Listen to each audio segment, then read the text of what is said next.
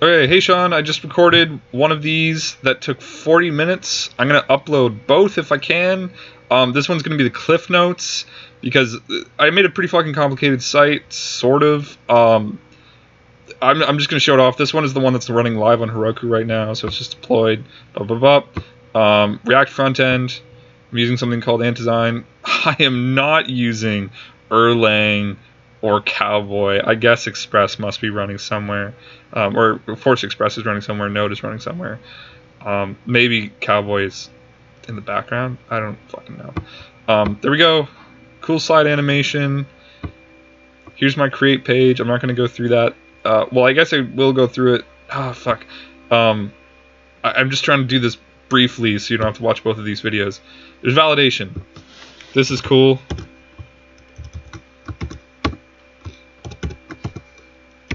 It actually knows what hex codes look like, so it knows that's not a valid hex code.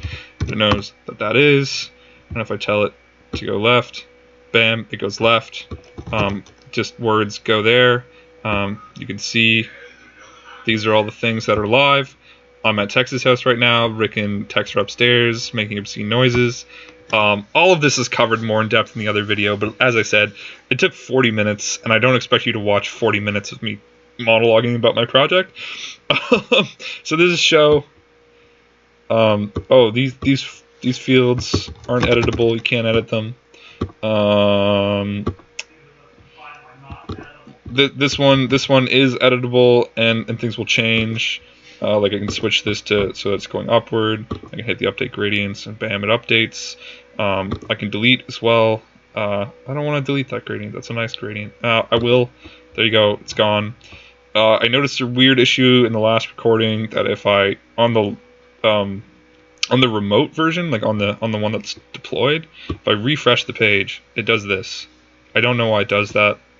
It doesn't happen on the locally running version when I make changes, but you can see that's gone there.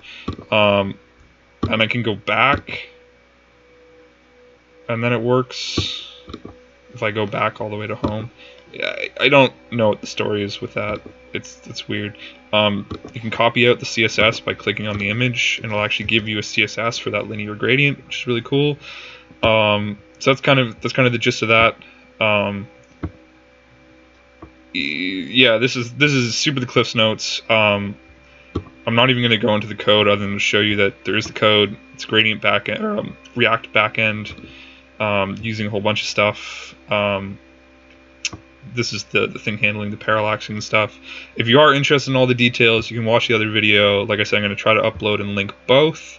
Obviously, you're going to have the code and everything. I rolled my own server. I rolled my own Express server. I rolled my own packaging.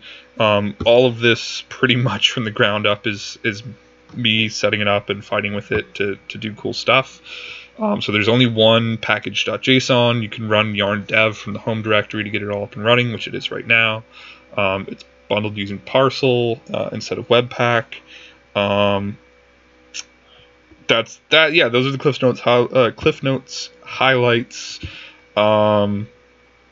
Here's my app. So there's my routes. Everything is done interfaced using Axios. My actual model, I'll just show that off real quick because that's one of the important things. Here's my model. These are my custom validators that I wrote that are attached to my gradients to make sure all my gradients are valid. Same with direction, uses enums. Everything else is just required strings. It's very, very simple data structure. This is just kind of the shape of it. Very simple because I wanted to do something with the gradient generator. And this is what I came up with. It's not one of the required things. I also mentioned that in the other video that I recorded first. This is one of the recommended, not required, one of the recommended ways of doing things, or recommended topics. And I forgot to tell you, but I was so far into this at a certain point that I kind of just rolled with it, and hopefully you're okay with it. It meets all the CRUD requirements as far as I know, and does a whole bunch of other stuff too. But I didn't do any image uploads. If you need to know that image uploads, I know how to do them. You can ask me, and I'll show you how to do image uploads, I guess. But I don't think that was a requirement, so I think we're okay.